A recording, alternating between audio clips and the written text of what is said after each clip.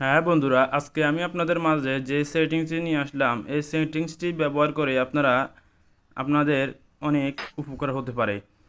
তো এই সেটিংসটি হলো হোম বাটন চেঞ্জ কিভাবে করবেন।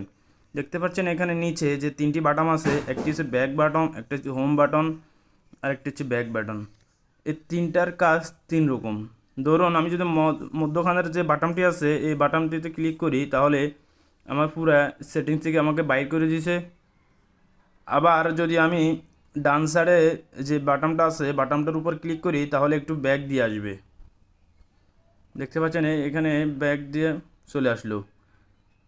আর বাম সাইডে যে বাটনটি আছে এই বাটনটি দিয়ে আপনি যতগুলো কাজ দেখছেন, যতগুলো সেটিংস করছেন, যতগুলো অ্যাপসে ঢুকছেন, সেগুলো এখানে শো করবে। তো আপনি চাইলে এগুলো বন্ধ করে দিতে পারেন। চাইলে আপনি ফার্স্ট থেকে একটা টান দিলে আপনার ব্যাক হয়ে যাবে। তো আপনি চাইলে এই হোম বাটনটি বন্ধ করে দিতে পারেন খুব সহজে। তো চলুন শুরু করা যাক কিভাবে আমি এই সিস্টেমটি চালু করি। তো বন্ধুরা, আপনারা চলে যেতে ফার্স্ট টাইম আপনাদের মোবাইলে যে সেটিংস অপশন আছে এই সেটিংস অপশনে চলে যেতে হবে। সেটিংস অপশনে যাওয়ার পর একটু স্ক্রল করে নিচে আসলে দেখতে পাবেন এখানে লেখা আছে ডিসপ্লে।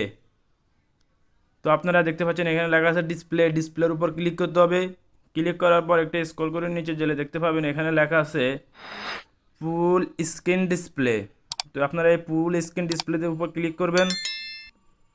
ফুল স্ক্রিন ডিসপ্লের উপর ক্লিক করার পর আপনারা দেখতে পাচ্ছেন এখানে লেখা আছে বাটন আর লেখা আছে ফুল স্ক্রিন।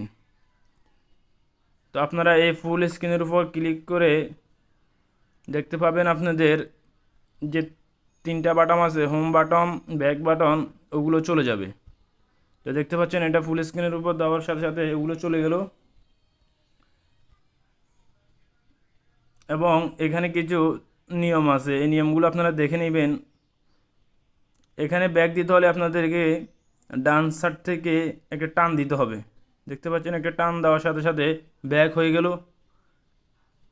এবং আপনারা যদি নিচে থেকে একটু উপরে টান দেন, তাহলে আপনাদের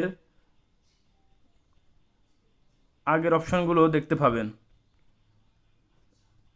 তো বন্ধুরা, আপনারা এই সিস্টেমটি চালু করলে আপনাদের অনেক মোবাইল ইউজ করতে অনেক ইজি হয়ে যাবে। তো বন্ধু, আপনারা এইভাবে এই সেটিংসটি করে নেবেন। যদি আমার এই ভিডিওটি ভালো লাগে তাহলে একটি লাইক করবেন, কমেন্ট করবেন। নিত্য নতুন ভিডিও পেতে আমার চ্যানেলটিকে সাবস্ক্রাইব করে দেবেন। ধন্যবাদ। আসসালামু আলাইকুম।